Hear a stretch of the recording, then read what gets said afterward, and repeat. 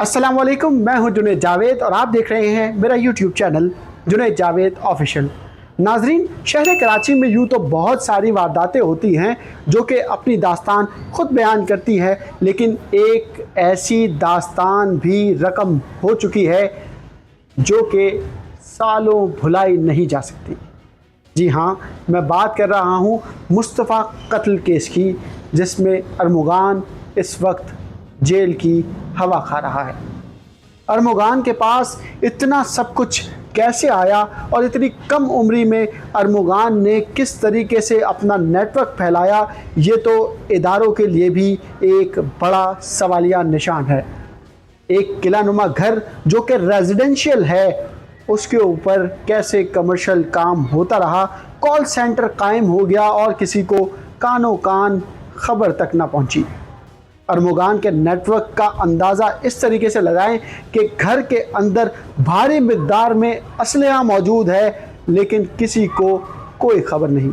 इस जदीद असलहे से अरमुगान कई घंटों तक पुलिस से मुकाबला भी करता रहा और अपने मुहाज पर डटा रहा कि वो सही है, जबकि पुलिस के डीएसपी को भी इस मुकाबले में ज़ख्मी कर दिया गया। अरमुगान की ताकत का अंदाज़ा यहाँ से लगाया जा सकता है कि कई सालों तक वो कॉल सेंटर रन करता रहा और महकमे को कानों कान खबर तक भी ना पहुँची। वैसे तो कराची में मुख्तलिफ मुकामात पर FIA और दीगर इदारे छापा मार कार्रवाई करते रहते हैं और गैर कानूनी तौर पर चलाए जाने वाले जो कॉल सेंटर्स हैं उनको बंद भी करवाते हैं, लेकिन इतना बड़ा कॉल सेंटर मुनज़्ज़म तरीके से कैसे चलता रहा, ये सब सवाल अब भी जिंदा हैं। मुस्तफ़ा मर गया, जलाकर मार दिया गया, उसकी गाड़ी के अंदर उसको जलाकर मार दिया गया। इन्वेस्टिगेशन अब भी जारी है। मुस्तफ़ा कत्ल केस के हवाले से कई लोग अपनी अलग अलग राय रखते हैं, लेकिन लोगों का सवाल यही है कि इतनी बेदर्दी से जिस शख्स ने उसे कत्ल किया, क्या उसका दिल कांपा नहीं होगा? कहा जा रहा है कि अरमुगान, जो कि इस कत्ल केस में जो है वो मरकज़ी किरदार पुलिस की जानिब से बताया जा रहा है और पुलिस ने उसे हिरासत में भी लिया है।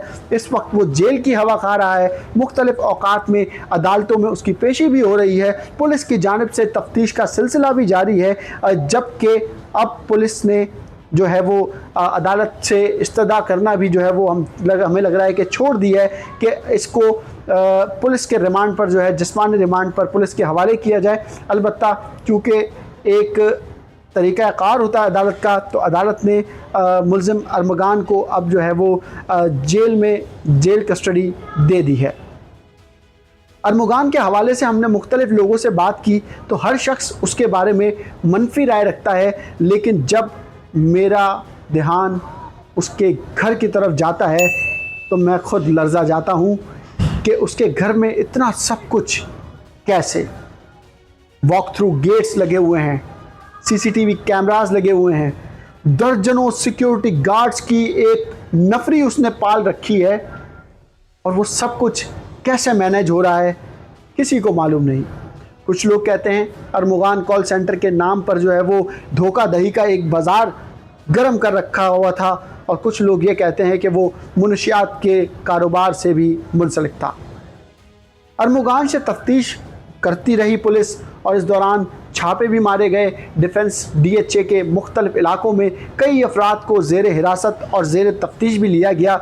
उनमें एक शख्स साजिद हसन, जो कि मारूफ अदाकार हैं, उनके साहबजादे साहिर हसन भी शामिल हैं। साहिर हसन इन दिनों अदालत में पेशियां भुगत रहे हैं और पुलिस से जो है वो तफ्तीश जो है उनकी जारी है। अलबत्ता साहिर हसन का ये दावा है कि जो पुलिस इन पर इल्ज़ाम लगा रही है वो इल्ज़ाम सरासर गलत है, जबकि उनके वालिद भी यही बयान दे रहे हैं कि उनके बेटे को फंसाने की कोशिश की जा रही है और उनकी साख को मजरूह कर दिया जा रहा है। अदाकार जो साजिद हसन हैं, उन्होंने इस बयानी को भी जो है वो झूठ पर मबनी करार दिया है कि उनके घर से 2 करोड़ 4 करोड़ या किसी किस्म की भी जो है वो भारी रकम की मुनशियात बरामद नहीं हुई है। अलबत्ता पुलिस ये दावा कर रही है कि एक मुनज़्ज़म तरीके से जो है वो मनशियात के फ़रोग़ का गैंग बनाया जा रहा था। हम बात करेंगे मुस्तफ़ा की। मुस्तफ़ा एक कम उम्र लड़का था और शौकीन लड़का था। उसकी वालदा से हमारी बात हुई, उसके जो दोस्त हैं उनसे हमारी बात हुई। उसकी वालदा आज भी अपने बेटे को याद करती हैं और इस बात पर वो भी शदीद अफसरदा हैं कि उसके बेटे को कैसी बेदर्दी से कत्ल किया गया।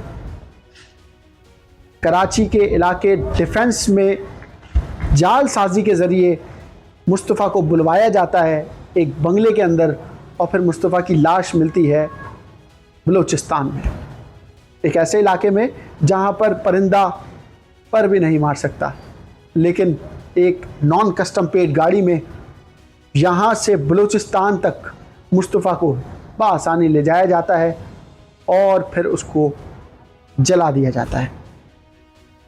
मुस्तफ़ा की जो वालदा हैं वो क्या कहती हैं, आइए आपको सुनाते हैं। मुस्तफ़ा एक बहुत अच्छा बच्चा था। He was a good human, good soul, down to earth, good son, good friend, good family member। हर तरह की उसमें एक नॉर्मल इस उम्र के बच्चे वाली सारी खासियत थी।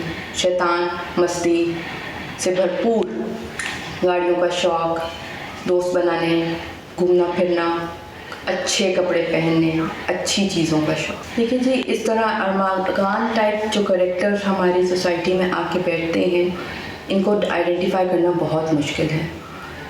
हम भी नहीं कर सके अभी, और ये इसकी जो असलियत अभी सबके सामने आई है, आई एम श्योर सारे बच्चे ही इस शौक़ में होंगे कि उन्होंने क्या चीज़ विटनेस कर ली है। और मेरे साथ तो जो हादसा होना था वो हो गया, लेकिन माहौल ऐसा हो गया है, टाइम ऐसा आ गया है कि हमारे लिए बड़ा मुश्किल हो गया है हमारे आसपास होने वाली चीज़ों को कंट्रोल करना। मुस्तफ़ा अब हम में नहीं रहा, लेकिन उसकी यादें आज भी ज़िंदा है। अरमुगान के घर पर छापे से लेकर उसकी गिरफ़्तारी तक क्या कुछ होता रहा, ये सब हम जानते हैं हमारे साथी से, एक बेहतरीन रिपोर्टर से, यासिर हुसैन से। यासिर, कैसे गिरफ़्तारी हुई, क्या कुछ होता रहा, अरमुगान कहाँ से जो है वो गिरफ़्तार हुआ, अब कहाँ तक इसकी कहानी पहुँची है, क्या ये अपने मंतक़ी अंजाम तक पहुँचेगा? इस दिन मुस्तफ़ा के ऊपर तशद्दुद हुआ था। जब मुस्तफ़ा को मारने के लिए ले जाया गया था तो उसी दौरान जिस लड़की के चक्कर में ये झगड़ा हुआ 31 दिसंबर को, वो लड़की भी अरमुगान के घर में मौजूद थी। उसके ऊपर भी जो है वो तशद्दुद किया गया। दोनों के ब्लड सैंपल जो है पुलिस ने वहाँ से सैंपल के नमूने जो है वो हासिल किए, जो कि मुस्तफ़ा के और लड़की के ब्लड से मैच कर गए। अभी मज़ीद तफ्तीश की जा रही है। अब देखना यह है कि ये तफ्तीश जो है वो आखिर कहाँ तक जाके रुकती है, कौन कौन लोग जो है इसमें शामिल हैं और कौन कौन लोगों को जो है पुलिस अपनी हिरासत में लेगी। मगर आज जो है वो आईजी ने एक स्पेशल टीम जो है वो 6 रुकनी बना दी है, जिसमें 3 SSPs जो है इन्वेस्टिगेशन के रखे गए हैं, जबकि एक CTD के SSP इरफान बहादुर का नाम शामिल किया गया है, जबकि इस टीम को लीड करेंगे DIG मुकद्दस हैदर साहब। जी।